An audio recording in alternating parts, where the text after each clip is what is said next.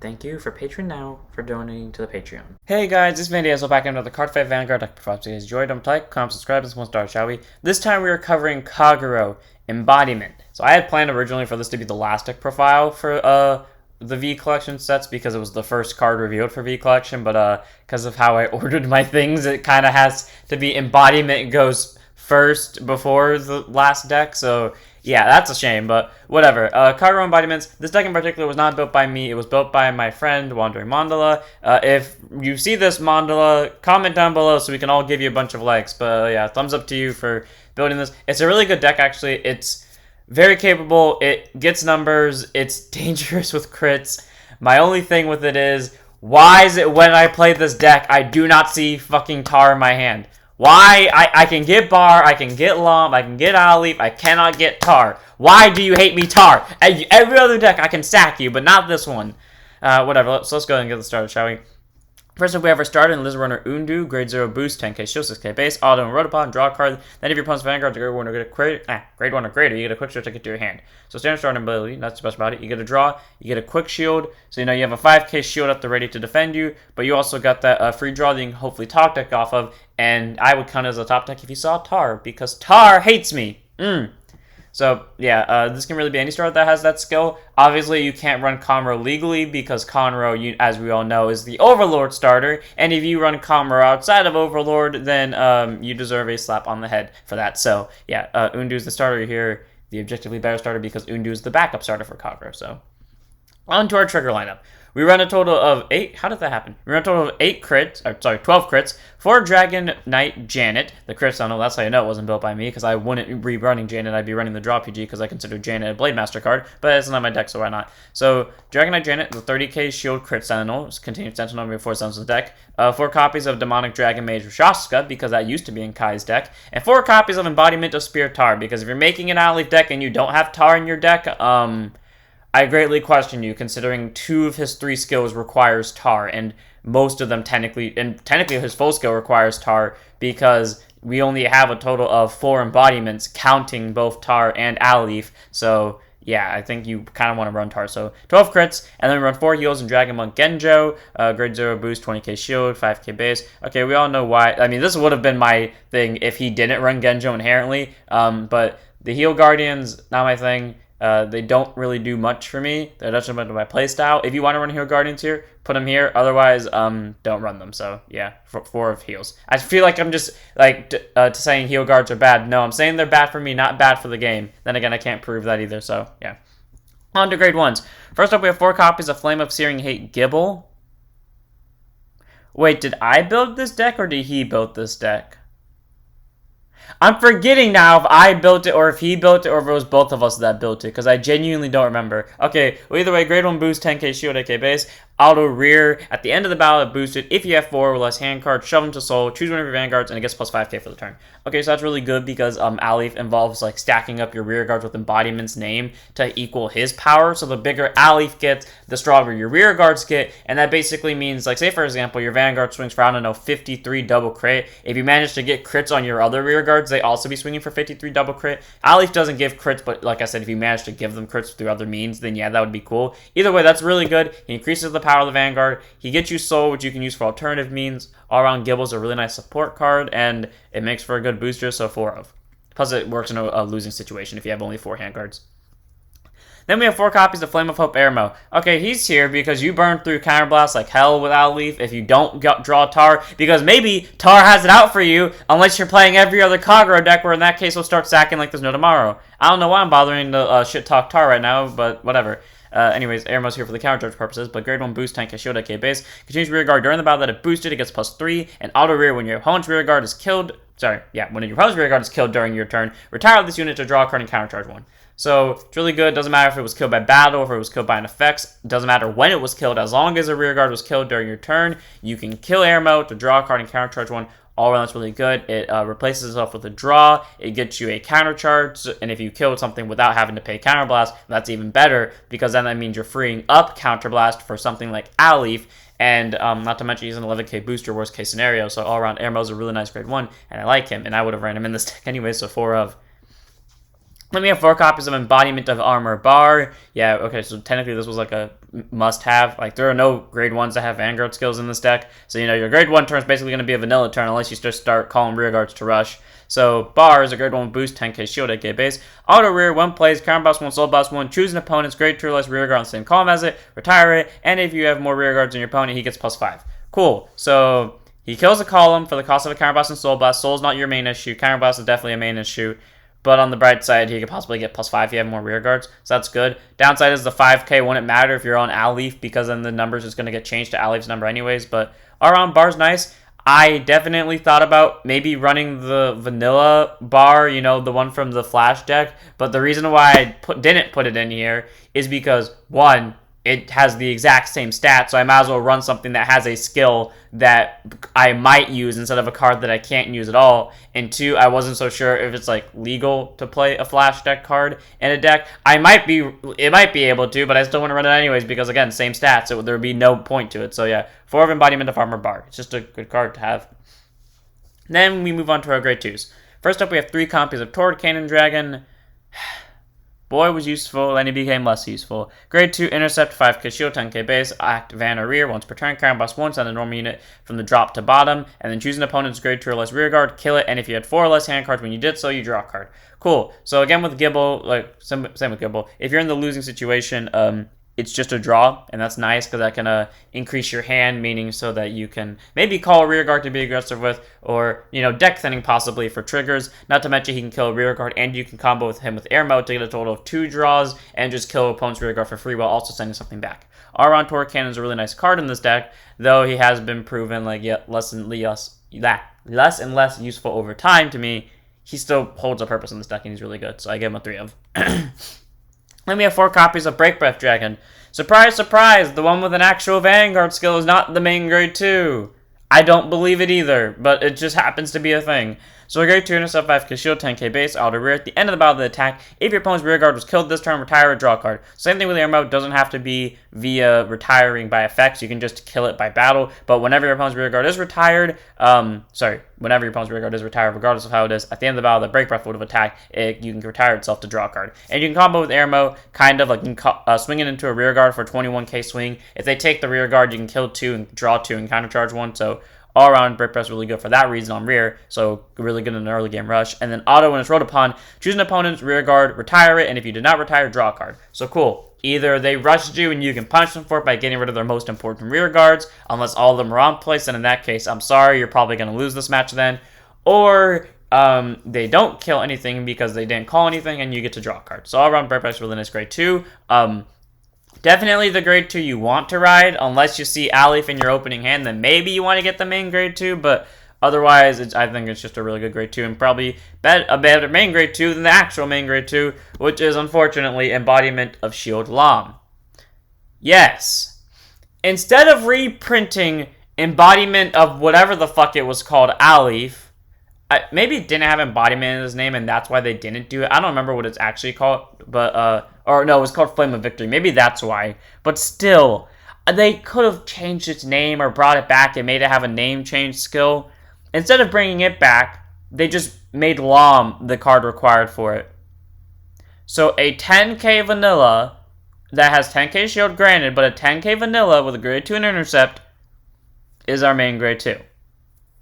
Okay, pluses, he has no skills, so basically everyone's not going to swing at him. Wait, scratch that statement, because everyone's going to swing at him, because Embodiment of Victory Aleph is on Vanguard. And Aleph's ability makes those things hitting even bigger numbers. So again, I question, why?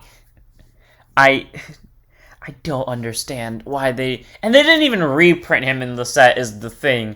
Come on, Bushy, if you're going to give us a card that requires him, and 2 of his skills, well, not 2 of his skills, 1 of his skills, why would you not reprint him in the same set? You do with everyone else. Lam, my boy, they had an extra card. They did. And then they wasted it on Goku. I don't hate Goku, but they could have done something else with Goku. They didn't have to do this. 4 of Lam, because you want to have as most embodiments as possible. Because if you don't run Lam at 4, that means at most you'll only have 12 embodiments in deck, and Aleph will become less useful. So 4 of. Then move on to our grade 3s. Okay, so this one I'm pretty sure was my friend who put this in. Otherwise, oh yeah, no, now I remember for sure. We built it together. I was building another deck, then I came back and helped him, and I gave him suggestion for cards, and he just figured out the numbers. So first up, we have Dragonic Waterfall, a grade 3 with Twin Drive, Force Gift, 13k base at 3 copies. Auto Van when placed, choose an opponent's grade 2 or greater rear guard, kill it. Basically, the only other card in this deck that isn't Tahr and Break Breath that can retire, so you can combo with Aermo to get a counter charge and draw to set up for Aleph. That's cool, just to get rid of grade 2 or greater. I always forget that it's grade 2 or greater till I do it, then I'm like, wait, why do I feel like it's wrong? And then I look at the card and I'm like, oh wait, sorry, rewind. I messed up, it's not grade 2 or less, it's grade 2 or greater, and I always kill grade 1. So, yeah, we always have to rewind that, but it's fair. It's a good card. And then Auto Van, when it attacks, Soul Blast 1 grade 3, and at the end of battle, he gets plus 10k power and 1 critical, and your opponent cannot call Sentinels from hand to guard circle. Cool, you stack a bunch of Force 1s on this thing becomes basically a deadly motherfucker because Sentinels become restricted, and he just is a double crit swinging. I think Waterfall was probably one of the best grade 3s back in Kagero when it was first started in V. Right? I'm not wrong? I don't know for sure. I never really paid attention, but from what I saw, it was really good. It just wouldn't lose. It would rarely lose, if anything. And all around, it was good. And Force 2, I've heard some people have tried Force 2 with it. I cannot say if that's a good idea or not, but it seems like an okay idea. Like 23 triple crit. I mean, granted, that's just a 15k for a 1 to pass, but obviously you're not going to 1 to pass something that can bring you to half damage and or kill you in one go. So all around, Waterfall is a really nice grade 3. Works as a good finisher. It's not the best thing to ride going first, but it's not the worst thing to ride either, so 3 of. Then we have 3 copies of Blazing Flare Dragon. The exact words for this thing.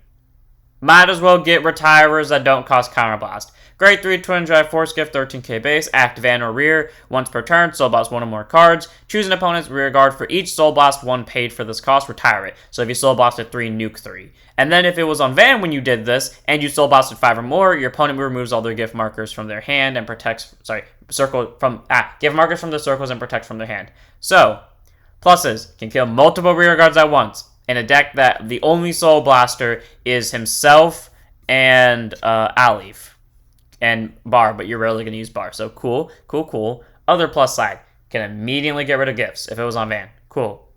And it just works on Van or Rear, so that's already a plus. And then its other skill was also Van or Rear. Auto, when it attacks, Soul Charge 1, mandatorily, so that could kill you if you did it enough, because since it is mandatory, you might deck yourself out. If your opponent's Van guards are grade 3 or greater and they have no rear guards, he gets plus 10. So, guaranteed gets that Soul Charge, which is nice, because it could possibly get you a Tahr. Though, you know, that's never happened to me, because why would I be so lucky as to Soul Charge a Tahr from his skill? Fuck you, Tahr. It's at least a Soul Charge just to try to plus off it, and you get Soul for his skill. But also the fact that if they have no rear guards, because maybe you have been pressuring the rear guards down, or they just haven't been calling any, and you've been nuking the ones that do get called because you're wasting little Soul to do so, he'll get plus 10, making him a 23. And while he definitely won't be as big as your Embodiment rear guards, he will still be a decent number. So all around, Blazing Flare is a really good grade 3 to have, works on Van or Rear, so if you have to ride him, it is definitely not the end of the world because he's useful in both positions. But he is slightly more useful on Van just because he can nuke gifts. Either way, good card, 3 of. Then move on to our last unit card in our main grade 3, Embodiment of Victory Aleph. I am waiting for Flame of Victory Aleph to get released and for its skill to be able to change its name to an embodiment. So grade 3 Twin Drive get Force Gift, 13k base, act hand, if your Vanguard is Embodiment of Victory Aleph or Embodiment of Shield Lam, so either himself or the 10k vanilla, that would be better to call to rear. Put an Embodiment of Armor Bahr, and an Embodiment of Spear Tahr, each from your rear guard into your soul, and ride him as stand.